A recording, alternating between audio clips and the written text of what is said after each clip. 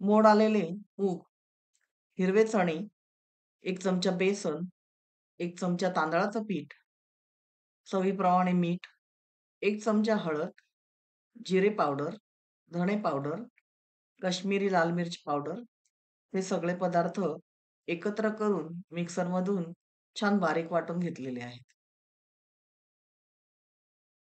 आता त्यामध्ये आपण बारीक चिरून घेतलेला ताजा हिरवा लसूण, हिरव्या कांद्याची पात, बारीक चिरून घेतलेली कोथिंबीर,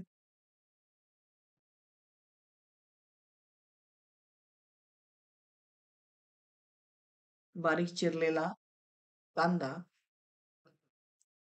हे सगळं पदार्थ घालून व्यवस्थित मिक्स करून घेऊया आणि आपले धिरडे किंवा चिले तव्यावर व्यवस्थित पसरवता येतील इतपत मिश्रण पातळ करून घेऊया.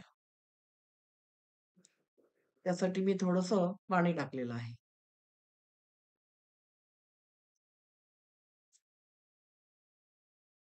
मुगाचे धिरडे करताना मी मुगाबरोबरच थोडेसे मोड आलेले हिरवे चणे सुद्धा घातलेले आहेत. त्यामुळे चण्याचा स्वतःचा असा एक वेगळा सुगंध आणि स्वाद असतो. तो या धिरड्यांमध्ये उतरतो. तयार केलेलं मिश्रण आता आपण तव्यावरती व्यवस्थित पसरवून घेऊया. तव्याला मी आधी थोडंसं तेल लावून घेतलेलं होतं आणि त्यावर आता हे धिरडे टाकलेले आहेत. धिरडं एका बाजूने व्यवस्थित शेकलं गेलेलं आहे. आता आपण ते व्यवस्थित उलटं करून घेऊया.